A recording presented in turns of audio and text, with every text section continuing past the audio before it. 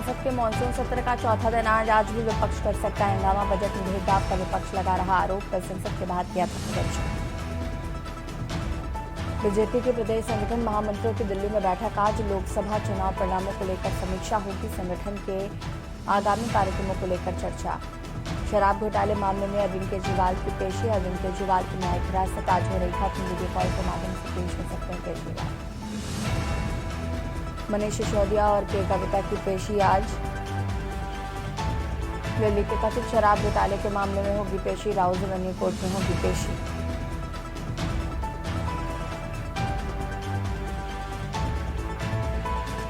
सत्ताईस जुलाई को नीति आयोग की बैठक। पंजाब ने भी आयोग की बैठक का किया बहिष्कार। 4 दिवसीय दिल्ली दौरे पर टीएमसी सुप्रीमो ममता बनर्जी नीति आयोग की बैठक में होंगे शामिल। पीएम मोदी से मुलाकात कर सकती हैं ममता बनर्जी। आप देख रहे हैं के न्यूज, खबरों का सारथी। नमस्कार, लाइव न्यूज में आप सभी का स्वागत है। बहु आपके साथ ऋषि शुक्ला। दिल्ली से खबर आपको बता देते हैं, जहां पर संसद के मॉनसून सत्र का चौथा दिन है आज। आपको बता दें कि आज भी विपक्ष कर सकता है हंगामा। बजट में भेदभाव का विपक्ष लगा रहा आरोप। कल संसद के बाहर किया था प्रदर्शन।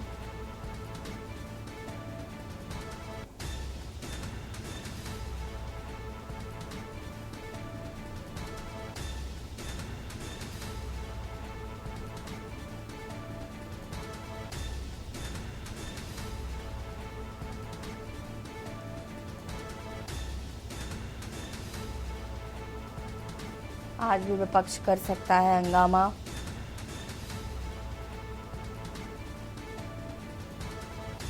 बजट में भेदभाव का विपक्ष द्वारा लगाया जा रहा है आरोप। कल संसद के बाहर किया था प्रदर्शन।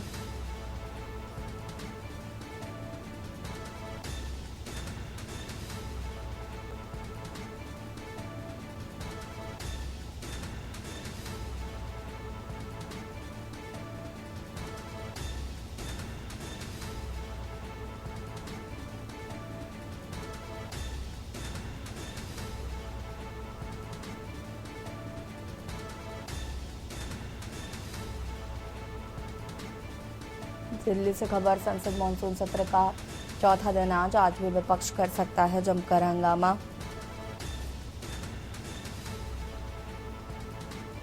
बजट में भेदभाव का विपक्ष लगा रहा है आरोप।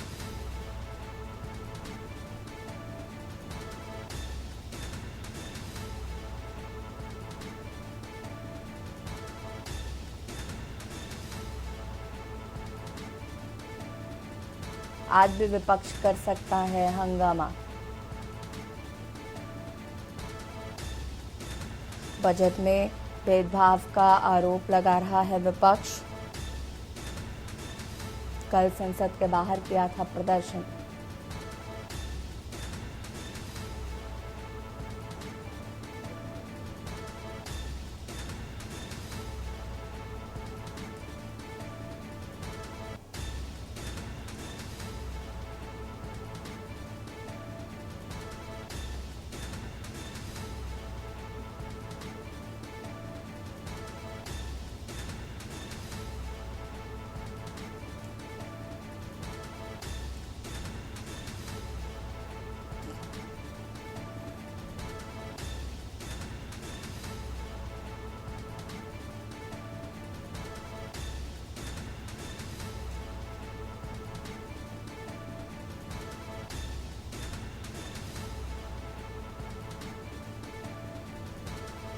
दिल्ली से खबर। संसद के मानसून सत्र का चौथा दिन आज।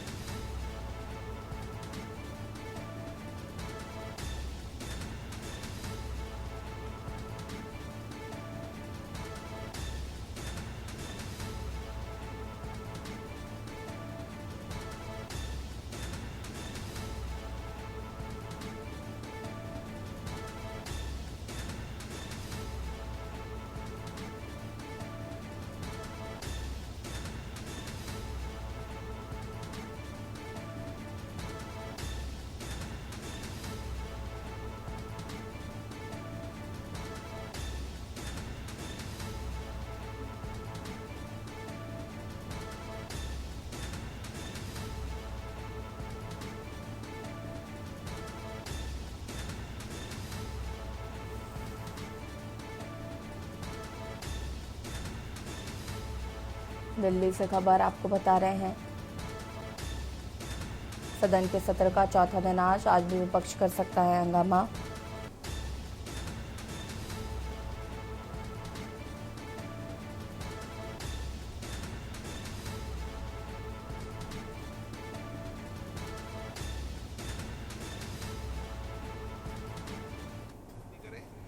न अपने भाषण के अंदर टिप्पणी करें। एक और आग्रह करूंगा कि मैं फिर आपसे आग्रह करूंगा, कभी आसन से बहस और चुनौती देने का काम भी नहीं करें। मैं आपको पुनः आग्रह कहता हूं। और हम जितना आसन का, सदन की गरिमा रखेंगे, उतनी प्रतिष्ठा आप लोगों की भी अपने अपने क्षेत्र में बढ़ेगी कि संसद के अंदर बोलने वाले अने मैंने चेतावनी दे दी है भविष्य के लिए। नो, मैंने जब सदन से कह दिया, फिर ऐसा नहीं है। मैंने आपको कह दिया, ठीक है।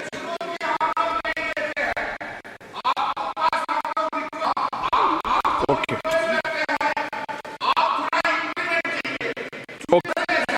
ठीक। Okay, question number 41 Kumar Panigrahi. 41 question number 41 माननीय मंत्री जी। Speakers is laid on the table. माननीय सदस्य। Supplement the Honorable Speaker, sir. Will the Minister elucidate the House? What measure will the government implement to ensure the transparency and equity in the carbon trading schemes, particularly in the verification credit, while preventing abuses like under-report and greenwashing? And how can blockchain technology will be leveraged tracking and verification, all while fostering all sectors in aligning with the India's broader environmental goal? Speaker साहब, जहाँ तक इस mechanism के कार्यक्रम है, ये bureau of energy efficiency ये publish कर रखा है, जिसमें इस सारे विषय को वास्तव में इससे चिंतित है, तो बहुत से करती हैं।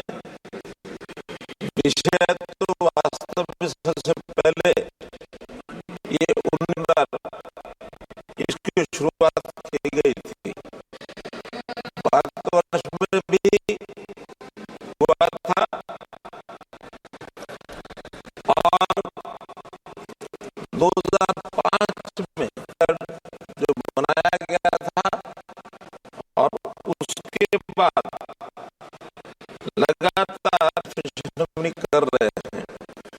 इसके आगे लगातार अचीवमेंट्स हमारे बढ़ते, वर्ल्ड कम्युनिटी बनी है, और उसी के अंतर्गत आज का ये विषय आ जाए, इस नाते से हम आगे बढ़ रहे हैं।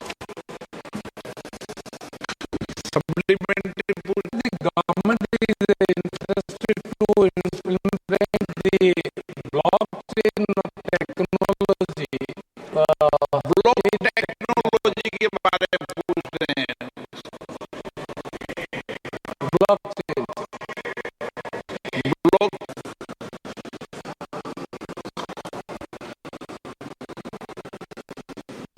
Blockchain is certificates by Grid Control of India. Manish Tiwari जी।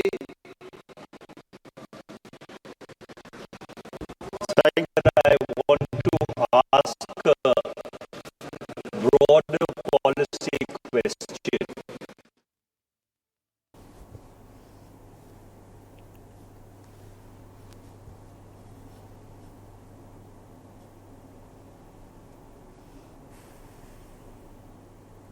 और बता दें आपको कि दोनों सदनों की कार्रवाई शुरू हो चुकी है। विपक्ष का आज जोरदार हंगामा देखने के भी आसार हैं। दिल्ली से खबर आपको बता देते हैं, जहां पर 27 जुलाई को नीति आयोग की बैठक है। पंजाब ने भी आयोग की बैठक का बहिष्कार किया है।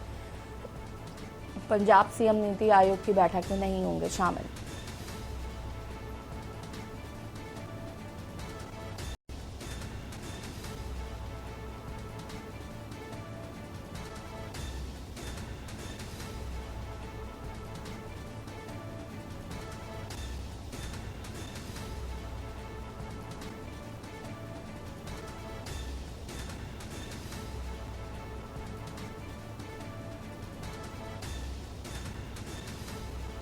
पंजाब सीएम भी नीति आयोग की बैठक में नहीं होंगे शामिल।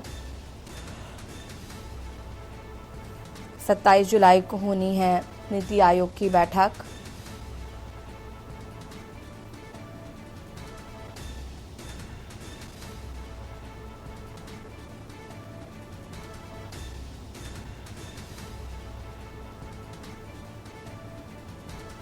सत्ताईस जुलाई को नीति आयोग की बैठक। पंजाब से हम भी नहीं होंगे इस बैठक में शामिल।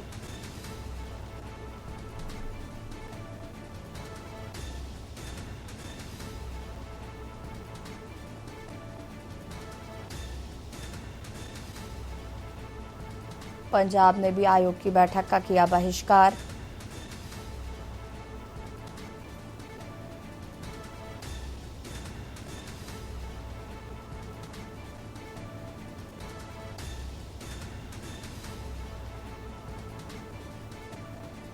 सत्ताईस जुलाई को नीति आयोग की बैठक। पंजाब ने भी आयोग की बैठक का किया बहिष्कार।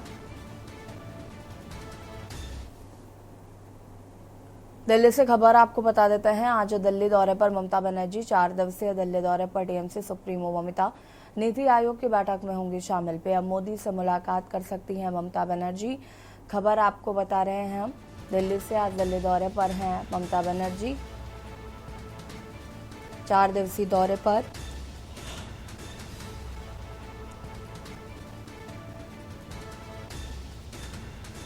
नीति आयोग की बैठक में होंगी शामिल।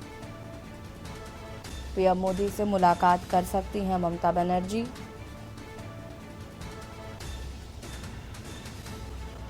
आज दिल्ली दौरे पर हैं ममता बनर्जी। 4 दिवसीय दिल्ली दौरे पर टीएमसी सुप्रीमो ममता बनर्जी नीति आयोग की बैठक में होंगी शामिल। प्रधानमंत्री नरेंद्र मोदी से भी कर सकती हैं मुलाकात।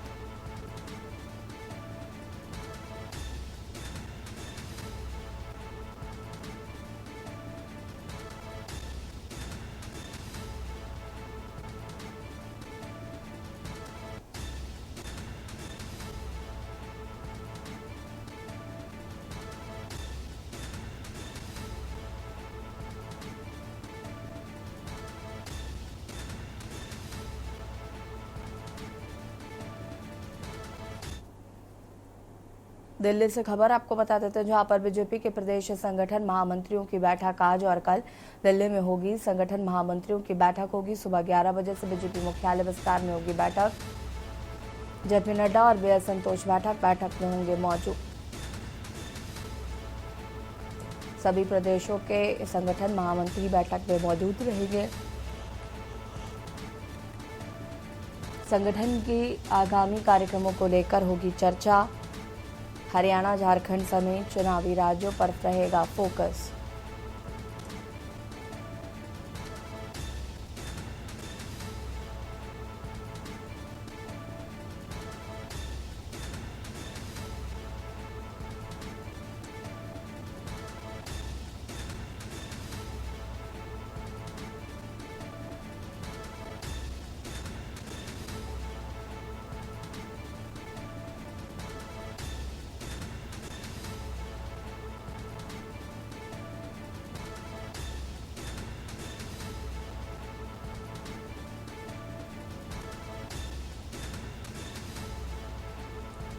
जेपी नड्डा और बी.एल. संतोष होंगे शामिल।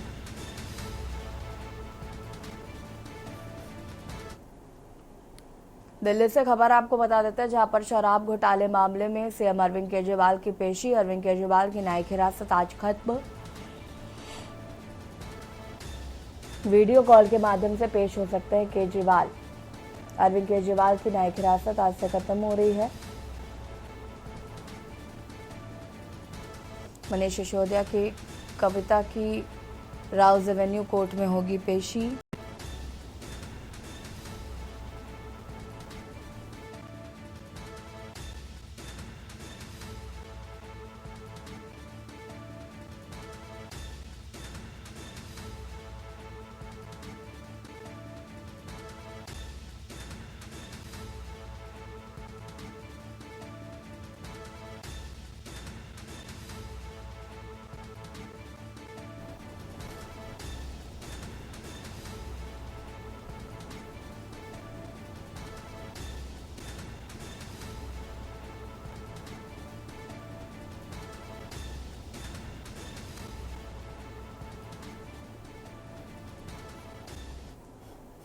खैरागढ़ पुलिस द्वारा समर्थ अभियान में नाबालिग बच्चों के अपहरण, यौन शोषण, पॉक्सो एक्ट मामले में केसीजी पुलिस ने तत्परता दिखाई। विगत एक माह में लगातार अभियान चलाकर 6 प्रकरणों में सफलता प्राप्त की है। सभी प्रकरणों में विशेष टीम द्वारा दीगर राज्यों में अपहृता को सकुशल बरामद कर आरोपियों को गिरफ्तार किया गया है। पुलिस अधीक्षक के नेतृत्व में समर्थ अभियान चलाया गया और इसके अतिरिक्त पुराने लंबित प्रकरणों में साइबर क्राइम के प्रकरणों में भी शीघ्र टीम गठित कर निराकरण करने हेतु योजना बनाई गई।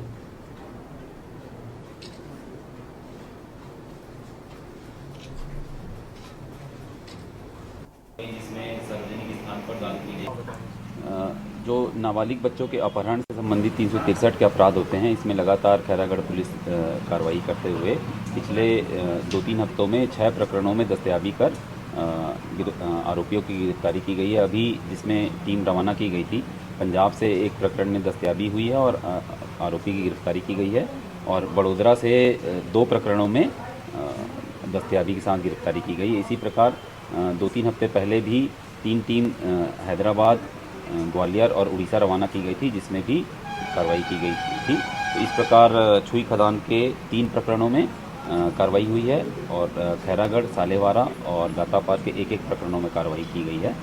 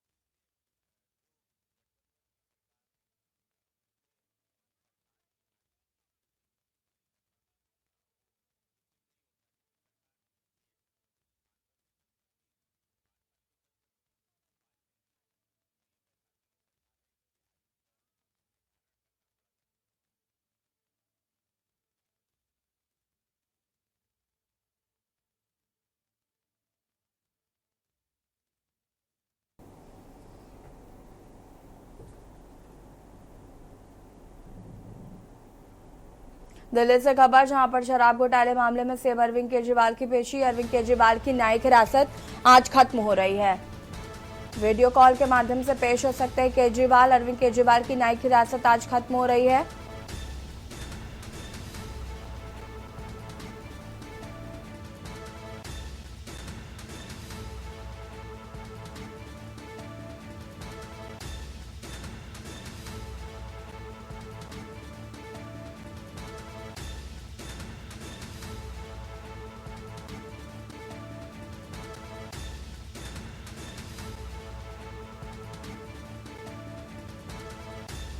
वीडियो कॉन्फ्रेंसिंग के जरिए होगी पेशी अरविंद केजरीवाल की शराब घोटाले मामले में। अरविंद केजरीवाल की पेशी, अरविंद केजरीवाल की न्यायिक हिरासत आज खत्म हो रही है।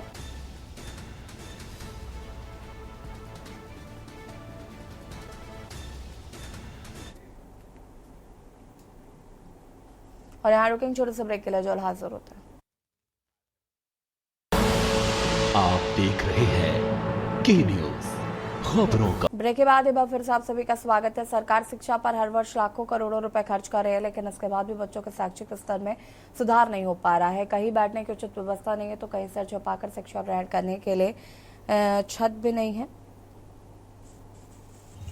बेमेतरा विकासखंड अंतर्गत ग्राम टोडा से शिक्षा व्यवस्था को लेकर बड़ा लापरवाही सामने आई है, जहां पर बड़ी संख्या में स्थानीय प्राथमिक शाला के बच्चे जर्जर स्कूल भवन में बैठने को मजबूर हैं। देखा जाए तो सुरक्षागत कारणों में स्कूल के करीब 80 बच्चों को केवल 2 कमरों में शिक्षकों द्वारा पढ़ाई कराई जा रही है, जिससे पहले, दूसरी एवं तीसरी के बच्चों के लिए एक कमरा एवं दूसरे कमरे में चौथी व 5वीं क्लास के बच्चे दिखाई दे रहे हैं। जबकि वास्तविकता में पूरे बेमेतरा जिले में शिक्षा अधिकारी की देखरेख में RES विभाग द्वारा करीब 100 करोड़ रुपए से ज्यादा की राशि विगत वर्षों में खर्च कर स्कूल मरम्मत, जीर्णोद्धार, अतिरिक्त कमरों का निर्माण किया गया। इसके बावजूद जिला मुख्यालय से लगे डोडा गांव में शिक्षा विभाग की तैयारियों व व्यवस्था का धरातल पर पोल खुलती नजर आ रही है। मैं कक्षा चौथी में पढ़ता हूँ। मोर नाम गोपाल विश्वकर्मा है। हमारे स्कूल पूरा जंजर हो के प्लास्टर मन कक्षा गिर गए है। जल्दी कौन हमारे स्कूल पर निर्माण करा। अभी एक साथ पढ़ता कितना समस्या हो? अभी एक साथ बहुत ज़्यादा समस्या होते हैं। एक साथ पढ़ता था हमारे। हाँ, क्या नाम है? मैं कक्षा 5वीं में पढ़ता हूँ। मेरा नाम रितु यादव है। हमारे गांव ढूढ़ा के स्कूल पूरा बंजर हो गया।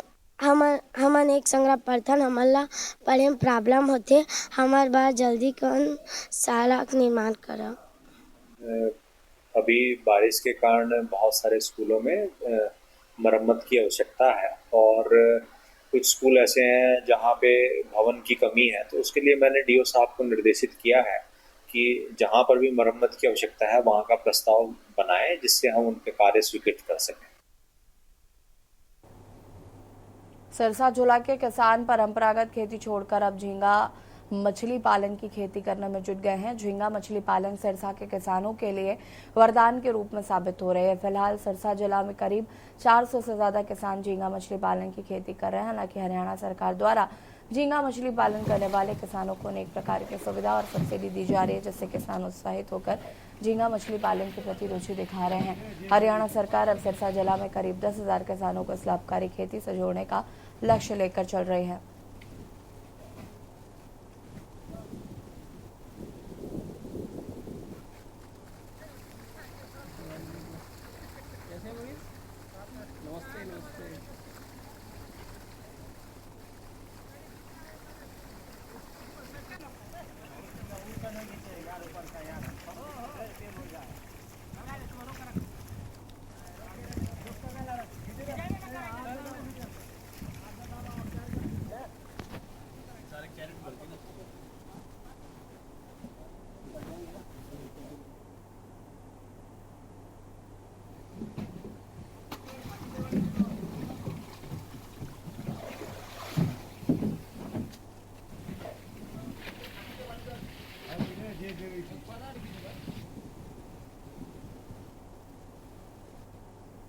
लखनऊ से खबर, जहां पर DFO पर वन दरोगा को गालियां देने का आरोप है।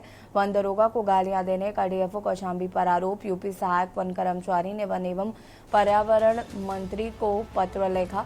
पत्र लिखकर वन मंत्री से सख्त कार्रवाई की मांग की है। DFO पर अपने अधीनस्थ को गालियां देने का आरोप है। मंझनपुर रेंज के वन दरोगा ने लगाया आरोप। पौधारोपण के दिन बौखलाए DFO। पौधों पर कपड़ा लपेटने के लिए कपड़ा कम पड़ने पर बौखलाए थे।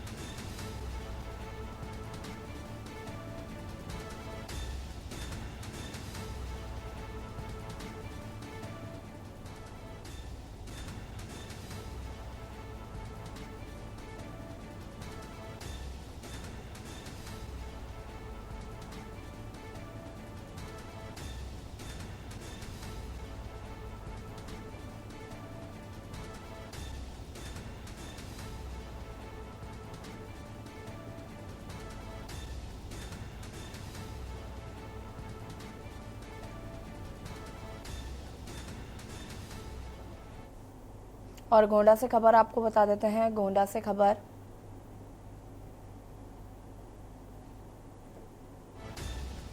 खेत में ड्रोन गिरने से इलाके में हड़कंप। ड्रोन में सेंसर के साथ लगा है सीसीटीवी। सुबह ग्रामीणों को खेत में पड़ा मिला ड्रोन। ड्रोन को देख मौके पर लोगों की लगी भीड़।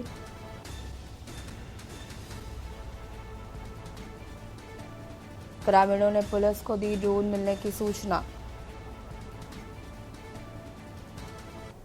पुलिस ने ड्रोन को अपने कब्जे में लिया।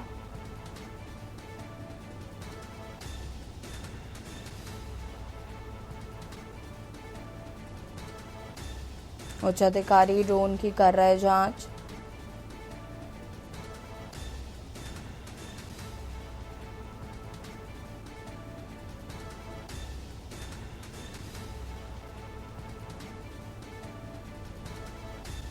ड्रोन में अभी भी बीप की हो रही है आवाज। कोतवाली देहात क्षेत्र के बुलबुलैया गांव का ये पूरा मामला बताया जा रहा है।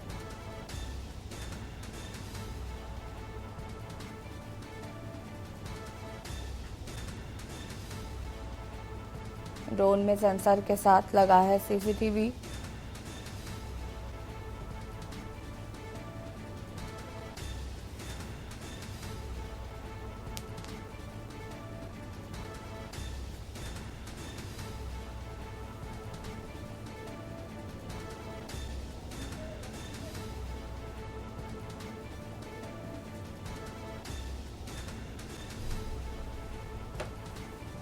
और इसी खबर पर ज्यादा जानकारी के लिए संवाददाता राजमंगल हमारे साथ जुड़ चुके हैं। क्या कुछ जानकारी है घटना को लेकर?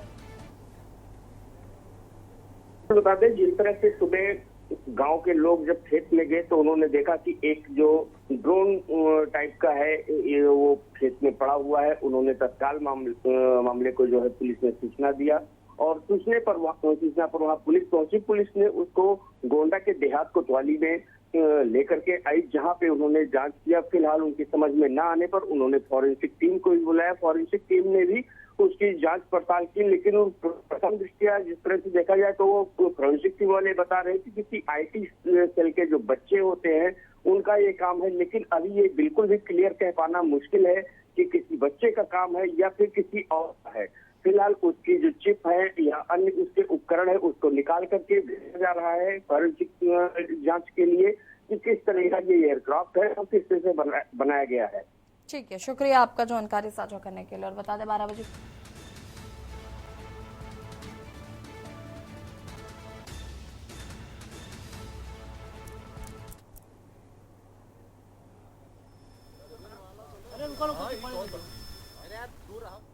और यहाँ रुकेंगे छोटे से ब्रेक के लिए जो हाजिर होता है।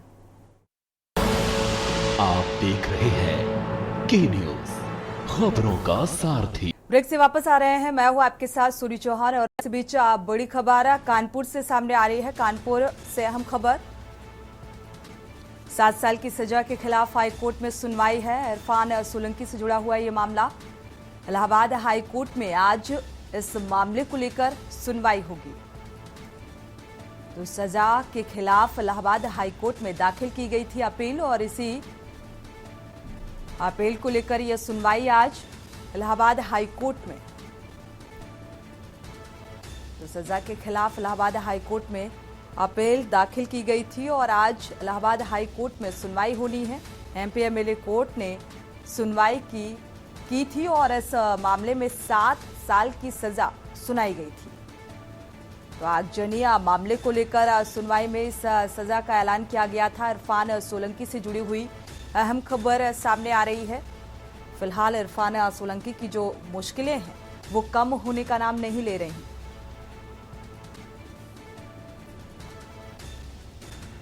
तो आज कोर्ट में सुनवाई है। फिलहाल सुनवाई के दौरान क्या कुछ कोर्ट का फैसला निकलकर सामने आता है ये देखना होगा। आज इलाहाबाद हाई कोर्ट में सुनवाई होनी है इस मामले को लेकर।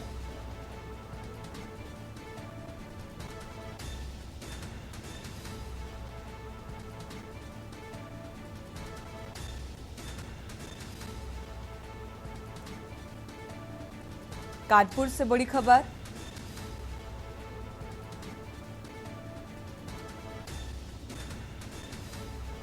आगजनी मामले को लेकर सुनवाई हुई थी कोर्ट में और कोर्ट ने 7 साल की सजा के खिलाफ कोर्ट में अपील की और इस अपील को लेकर इलाहाबाद हाई कोर्ट में आज सुनवाई होनी है।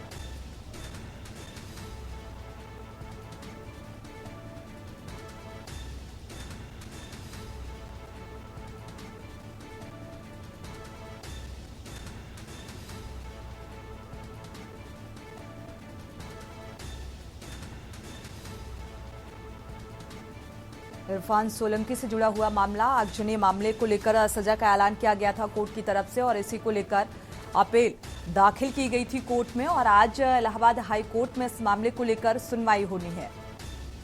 तो कोर्ट का क्या कुछ फैसला इस मामले में निकलकर सामने आएगा, ये देखना होगा। 7 साल की सजा के खिलाफ हाई कोर्ट में आज सुनवाई।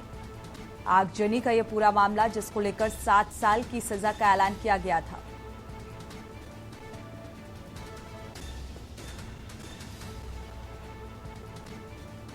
तो इस मामले से जुड़ी हुई अपील दाखिल की गई थी और आज इलाहाबाद हाई कोर्ट में सुनवाई होनी है। तो फिलहाल कोर्ट का क्या कुछ फैसला निकलकर सामने आएगा, ये देखना होगा। एमपी एमएलए कोर्ट ने सजा का ऐलान किया था आगजनी मामले को लेकर और इस मामले को लेकर अपील दाखिल की गई थी कोर्ट में।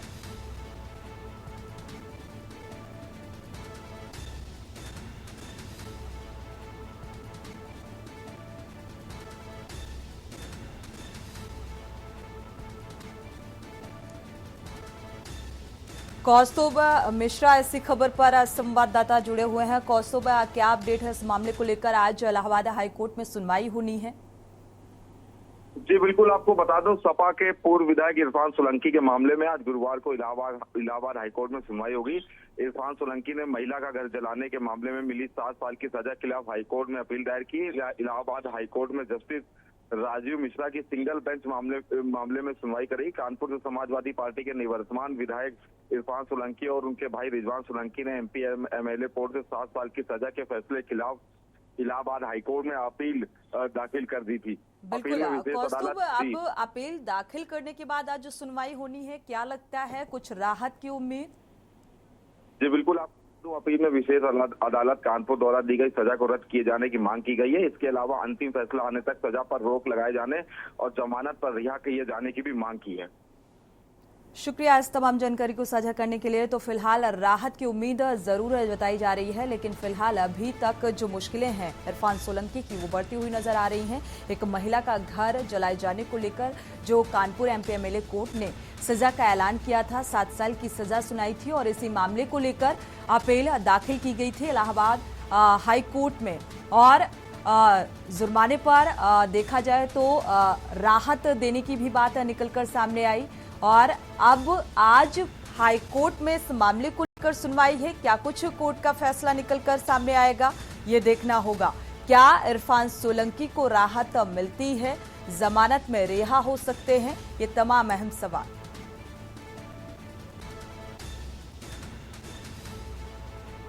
तो सजा कम किए जाने को लेकर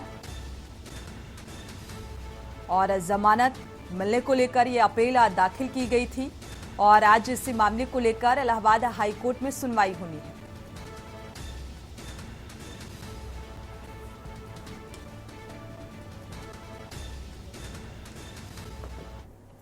और इसी बीच सीतापुर से खबर सामने आ रही है। सीतापुर से अहम खबर आपको बता दें, सीतापुर से इस वक्त की अहम खबर, के न्यूज की खबर का बड़ा असर देखने को मिला है। सीतापुर से खबर सामने आ रही है, मनरेगा घोटाले में के न्यूज के सवालों का असर। मनरेगा घोटालों से जुड़ा हुआ यह मामला, तो वीडियो पर गाज गिरी है, यानी कि कार्रवाई। इस खबर को के न्यूज ने प्रमुखता से दिखाया, इसके बाद इसका असर भी देखने को मिल रहा है।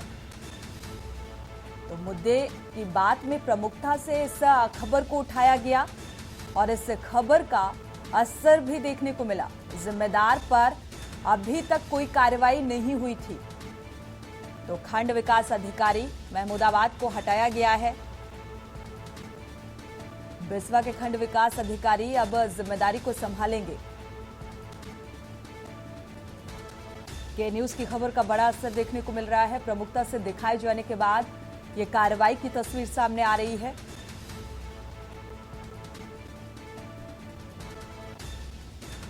वीडियो पर गाज गिरे।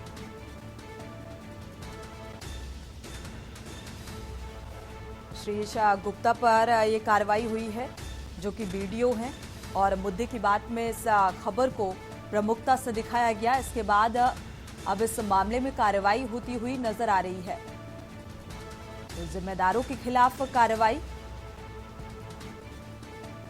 खंड विकास अधिकारी महमूदाबाद को हटाया गया है और बिस्वा के खंड विकास अधिकारी को यह जिम्मेदारी अब सौंपी गई है। सीतापुर से अहम खबर।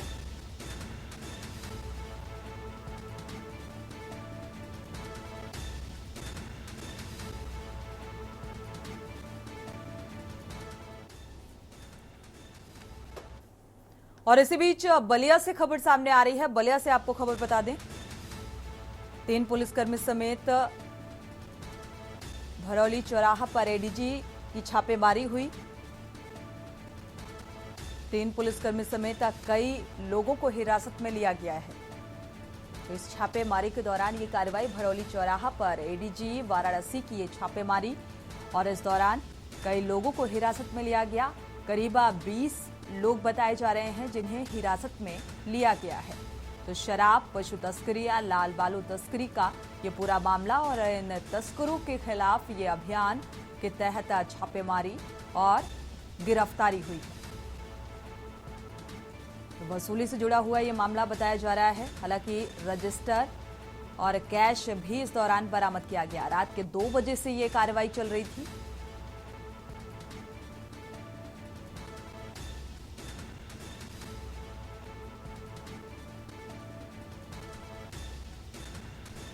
एडीजी, आईजी, एसपी समेत मौके पर पहुंचे हुए थे और फिलहाल इन तस्करों की गिरफ्तारी और आगे की कार्रवाई जारी है। तो कई पुलिसकर्मियों के भी बॉक्स खंगाले गए हैं क्योंकि ऐसे मामले में लगातार प्रशासनिक पुलिसकर्मियों के मिले भगत से जो तस्कर हैं वो इस तरीके के कारनामों को अंजाम देते हैं। 3 पुलिसकर्मी समेत 20 लोगों की इस मामले में गिरफ्तारी हुई है।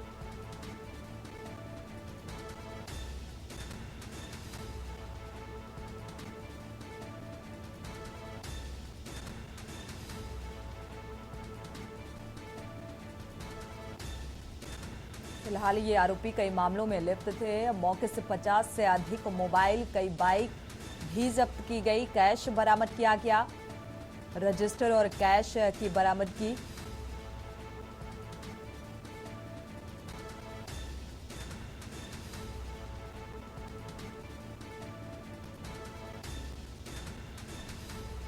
बलिया से संवाददाता कृष्णकांत इसी खबर पर जुड़े हुए हैं। कृष्णकांत, अब प्रशासनिक स्तर पर आगे की क्या कार्रवाई देखने को मिल रही है? गिरफ्तारी 20 से ज्यादा लोगों की गिरफ्तारी हुई है, क्या अपडेट? जी, लगातार आपको बता दें कि बलिया बिहार बॉर्डर पर पीयूष मौर्य एडीजी वाराणसी जो प्राइवेट अपने वाहन से सादे ड्रेस में रात को छापेमारी किए हैं बलिया बॉर्डर नरही थाना क्षेत्र के भरौली चौराहे पर, जिसमें 3 पुलिसकर्मी समेत 17 लोग हिरासत में लिए गए हैं। अभी जांच चल रही है। ये मामला शराब, पशु तस्करी का मामला सामने आ रहा है जी, जिसमें मौके से 50 से अधिक मोबाइल। कृष्णकांत, क्या एक ही गैंग के ये लोग थे जो इस तरीके की तस्करी को अंजाम देते थे? किन किन अपराधों में लिप्तता पाई गई? पुलिस कर्मियों की भी मिली भगत यहाँ पर सामने आ रही है। पुलिस कर्मियों के खिलाफ किस तरीके की कार्रवाई की जा रही है? जी, लगातार 2 बजे से कार्रवाई चल रही है, जिसमें से देखा गया कि ये अभी तो पुष्टि नहीं किया जा सकता। अभी जो प्रशासनिक अधिकारियों का क्या कुछ कहना है इस मामले में? अभी इस पे जांच चल रही है। अभी तो मीडिया को दूर रखा गया है। अभी थाने में जांच चल रही है और थाना अध्यक्ष का कमरा सील कर दिया गया है। बाकी पुलिसकर्मियों के बॉक्स को खंगाला गया है और रात 2 बजे से कार्रवाई चल रही है। वसूली से जुड़ी रजिस्टर वो कैश भी बरामद हुए हैं। शुक्रिया इस तमाम जानकारी को साझा करने के लिए। तो थाना अध्यक्ष का कमरा भी सील कर दिया गया है। प्रशासनिक स्तर पर गहनता से इस मामले की जांच पड़ताल अभी भी जारी है। रात 2 बजे से ये छापेमारी के दौरान करीब 3 पुलिसकर्मियों समेत 17 आरोपियों को यानी कि 20 लोगों की गिरफ्तारी हुई है और अब कई अहम आपराधिक मामलों में संलिप्तता पाई जा रही है और वो तमाम दस्तावेज खंगाले जा रहे हैं और साथ ही कैश बरामद किया गया, 50 से ज्यादा मोबाइल बरामद किए गए। फिलहाल प्रशासनिक स्तर पर आगे की छानबीन जारी है। इसी बीच अहम खबर लखनऊ से सामने आ रही है। लखनऊ से आपको खबर बता दें, यूपी में पुलिस भर्ती को लेकर एक बड़ा ऐलान किया गया है। लखनऊ से अहम खबर, पुलिस भर्ती नई तारीखों का ऐलान हुआ है। तो 23, 24 और 25, 30 और 31 अगस्त को परीक्षा होगी और 60 और 244 पदों पर यह लिखित परीक्षा होगी। तो एक लंबे अरसे से इंतजार इस वैकेंसी का किया जा रहा था। फिलहाल डेट निर्धारित हो चुकी है। रोजाना 2 पालियों में परीक्षाएं होंगी जो तिथि नियत की गई है और इसी तिथि पर एक पाली में 5 लाख अभ्यर्थी शामिल होंगे यानी कि परीक्षा में मौजूदगी होगी और फ्री बस सेवा भी उपलब्ध कराई जाएगी इस दौरान। लखनऊ से अहम खबर सामने आ रही है। पुलिस भर्ती नई तारीखों का ऐलान हो चुका है और इन तारीखों में अब 2 पालियों में ये परीक्षाएं संपन्न कराई जाएंगी। 23, 24, 25 और 30, 31 अगस्त को ये परीक्षाएं होंगी। 60 और 244 पदों पर लिखित परीक्षा देनी होगी। सीएम द्वारा निरस्त की गई परीक्षा को एक बार फिर से कराए जाने की तैयारी। रोजाना 2 पालियों में ये परीक्षा संपन्न कराई जाएगी और एक पाली में करीब 5 लाख अभ्यर्थी शामिल होंगे। तो राज्य सड़क परिवहन निगम अब फ्री बस सेवा भी इस दौरान उपलब्ध कराएगा। शिवा शर्मा इसी खबर पर जुड़े हुए हैं। शिवा, देखा जाए तो एक लंबे अरसे से इंतजार भी था इन तारीखों का और अब इन तारीखों का ऐलान हो चुका है। 2 पालियों में परीक्षाएं संपन्न कराई जाएंगी। बिल्कुल सोनी, 60,244 पद है उत्तर प्रदेश में सिपाही भर्ती को लेकर के और जो आज से तकरीबन 6.5 महीने जो भर्ती परीक्षा हुई थी वो पूरी तरीके से उत्तर प्रदेश में लीक हो गई थी और इसमें तकरीबन न सिर्फ उत्तर प्रदेश के बल्कि अलग अलग प्रांतों से 45 लाख अभ्यर्थी इस पुलिस परीक्षा को देने के लिए आए थे और इस परीक्षा के असफल होने के बाद खुद मुख्यमंत्री योगी आदित्यनाथ ने इस परीक्षा को रद्द कर दिया गया था। लेकिन आज पुलिस भर्ती बोर्ड की तरफ से इस परीक्षा की तारीखों का फिर से ऐलान कर दिया गया है और 23, 24, 25, 30 और 31 ये ऐसी 5 तारीखें हैं जब उत्तर प्रदेश के अलग अलग जिलों में 2 पालियों में जो परीक्षाएं हैं वो आयोजित की जाएंगी और एक पाली में तकरीबन 5 लाख अभ्यर्थी इस परीक्षा में शामिल होंगे। ये भर्ती बोर्ड की तरफ से कहा गया है। तो बड़ा ऐलान है और मुख्यमंत्री की तरफ से जो बड़ा ऐलान और ये भी कहा जा सकता है जिस तरीके से परीक्षाओं को निरस्त किया गया उसके बाद उस एक तरीके से उसमें सुधार करने की भी एक कोशिश की जा रही है क्योंकि बेरोजगारी एक बड़ा मसला रहा है।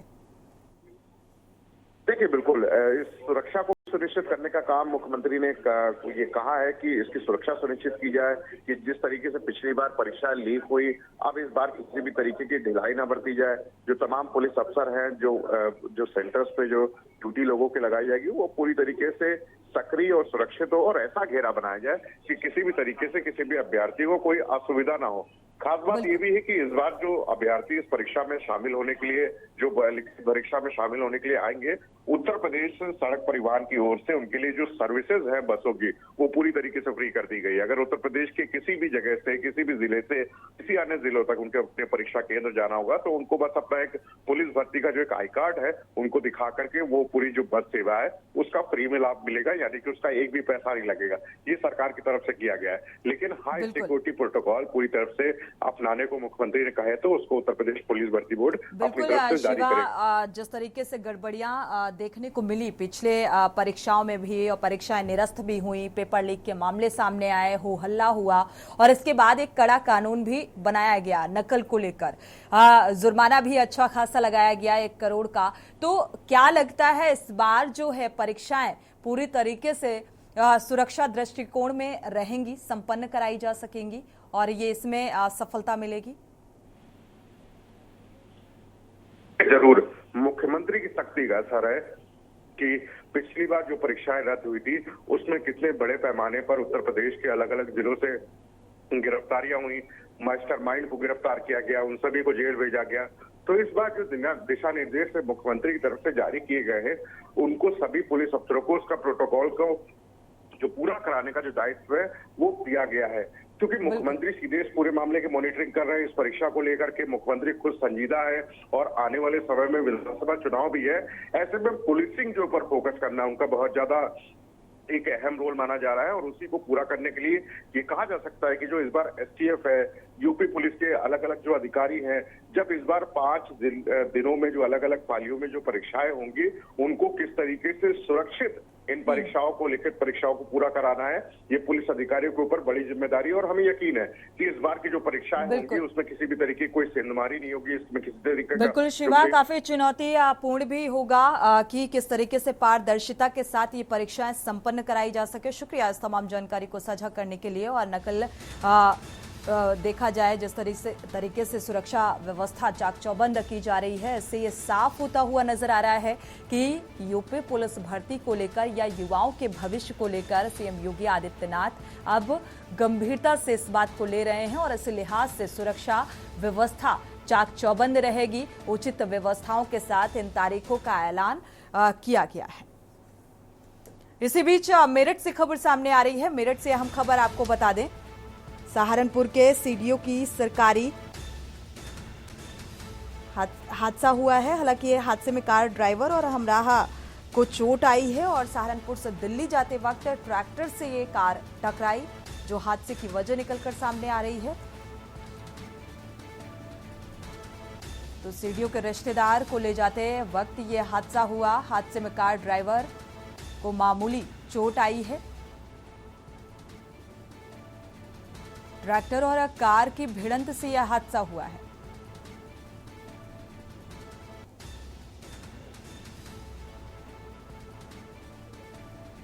तो कंकरखेड़ा के NH 58 का ये वाकया, जहां पर यह हादसा हुआ, मेरठ से अहम खबर सामने आ रही है। तो सरकारी कार ये दुर्घटनाग्रस्त हुई है, ट्रैक्टर से टकराई ये कार और इस सरकारी कार में रिश्तेदार को लेकर जा रहे थे और इसी दौरान ये हादसा हुआ।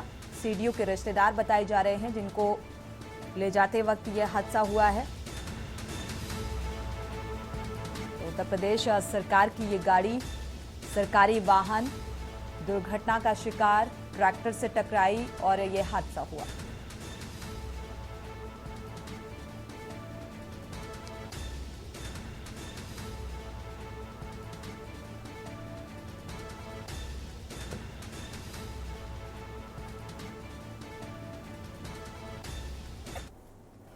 और इसी बीच लखनऊ से खबर सामने आ रही है। आपको बता दें, लखनऊ से अहम खबर, बसपा सुप्रीमो मायावती ने एक्स पर पोस्ट किया है। बसपा सुप्रीमो मायावती का पोस्ट सामने आया है नीट मामले को लेकर। ये बयान एक्स के जरिए, नीट में गड़बड़ी को लेकर मायावती ने कई बड़ी बातें कही हैं कि संसद से लेकर सुप्रीम कोर्ट तक ये मामला गरमाया रहा। नीट परीक्षा को लेकर ये बयान, अंतिम नतीजे के बाद भी परीक्षार्थियों को दुख होगा। तो केंद्र मेडिकल परीक्षा सही से करने में विफल है। एक बार फिर से ये बयान सामने आ रहा है। केंद्रीयकृत मेडिकल और नीट परीक्षा को लेकर ये बयान, कई राज्यों की मांग है कि पुरानी व्यवस्था जो है उसे बहाल किया जाए।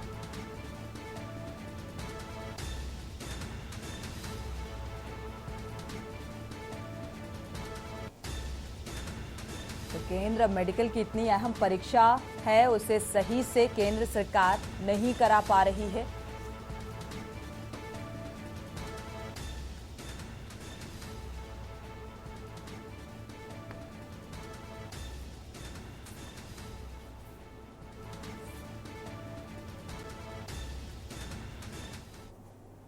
और इसी बीच सीतापुर से खबर सामने आ रही है। सीतापुर से अहम खबर आपको बता दें, छात्रा से छेड़छाड़ का ये पूरा मामला सामने आ रहा है। छेड़छाड़ और मारपीट की गई। निजी डिग्री कॉलेज में पढ़ने वाली छात्रा के साथ मारपीट की गई है। तो छात्रा से छेड़छाड़ का विरोध करने पर लड़कों ने पीटा है।